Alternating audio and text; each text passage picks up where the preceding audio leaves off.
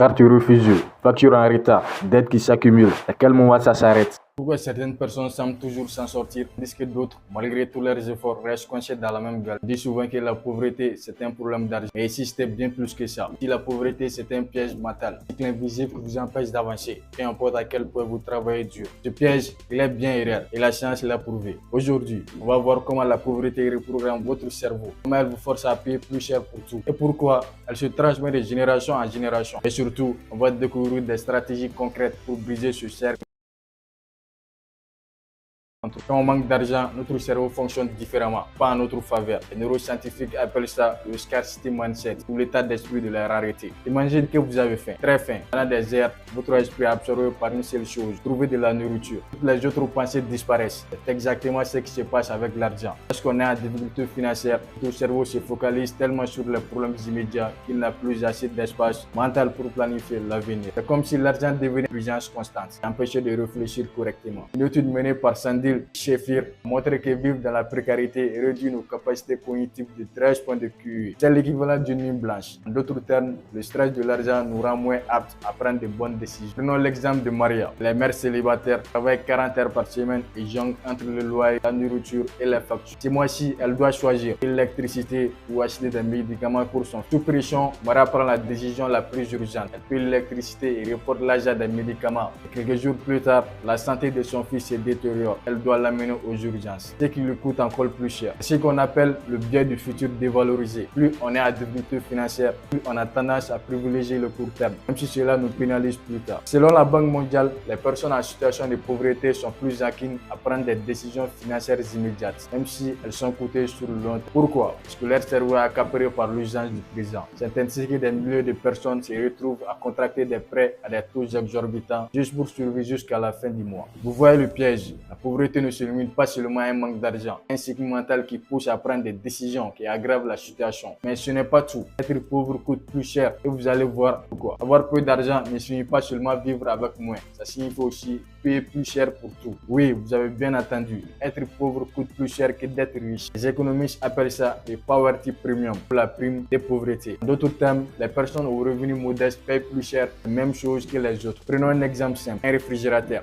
Si vous avez de l'argent, vous l'achetez directement pour 300 €. Et si vous manquez de liquidité, vous devez le prendre en plusieurs mensualités. Résultat, avec des intérêts et les frais cachés, puis au final 600 €. Ce n'est pas seulement sur l'électroménager, il y a les assurances, l'énergie, transport. Les personnes précaires se retrouvent souvent à payer des tarifs plus élevés, car ils ne peuvent pas accéder aux offres avantageuses des banques et des grandes entreprises. Même les transports coûtent plus cher. Si vous êtes riche, vous achetez une voiture économisée sur le long terme. Et si vous êtes pauvre, vous devez payer les transports en commun tous les jours, ce qui revient plus cher à la fin de l'année. Mais ce qui emprisonne le plus de gens de la pauvreté, ce sont les crédits à la consommation et les microcrédits. Beaucoup pensent que les microcrédits sont une solution miracle. La réalité, c'est qu'ils sont souvent un piège. Des millions de personnes dans le monde s'endettent encore et encore à cause des taux d'intérêt abusifs. Un prêt de 500 € peut facilement se transformer en une dette de 1500 € si on ne fait pas attention. Pourquoi? Parce que les petites mensualités semblent abordables, mais elles s'accumulent sur des années. Heureusement, il existe des solutions. Dans plusieurs pays, des groupes de solidarité comme le coopérative d'épargne permettent d'emprunter sans intérêt et d'acheter en commun pour réduire les coûts. Et ça fonctionne. En partageant les ressources, les familles évitent les pièges des crédits et réduisent leurs dépenses. Mais si ces pièges sont aussi courantes, c'est aussi à cause d'un facteur invisible, quelque chose qu'on ne choisit pas,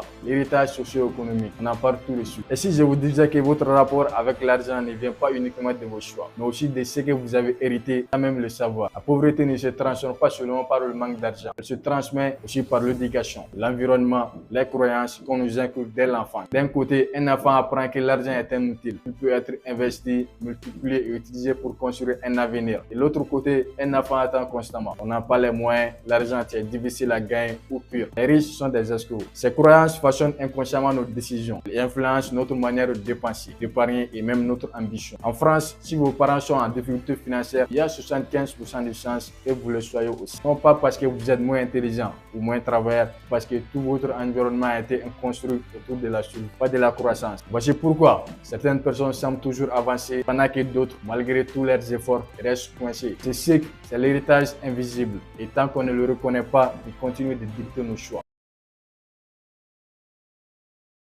Mais voici la bonne nouvelle, c'est ce qui peut être brisé. Il existe des stratégies scientifiquement prouvées pour sortir de ce piège et c'est ce qu'on va voir tout de suite. Jusqu'ici, on a vu comment la pauvreté piège l'esprit, comment elle coûte plus cher et comment elle se transmet de génération en génération. Et la bonne nouvelle, c'est qu'il existe des solutions, des stratégies prouvées scientifiquement pour briser ce cercle vicieux. Une des stratégies pour briser ce cercle, c'est l'automatisation de son épargne. Quand on vit au jour le jour, mettre de l'argent de côté semble impossible. Pourtant, c'est l'un des leviers les plus puissants pour reprendre le contrôle. La clé, c'est l'automatisation. Les études ont prouvé que lorsqu'on automatise l'épargne, même avec de petites sommes, on économise beaucoup plus sur le long terme. Parce que le cerveau ne voit même pas l'argent partir. Donc, il ne ressent pas la douleur de la privation. Il existe même des applications qui économisent à votre place, en arrondissant chaque achat et en mettant la différence de côté. Le résultat, vous épargnez sans effort. Le deuxième secret, l'éducation financière, c'est d'apprendre les règles du jeu de l'argent. Parce que ce qu'on ne sait pas nous coûte plus cher. Comme le disait Lincoln, si vous pensez que la connaissance coûte cher, alors essayez l'ignorance. La règle numéro 1, la méthode 50-30-20. L'une des stratégies les plus efficaces est la méthode 50-30-20.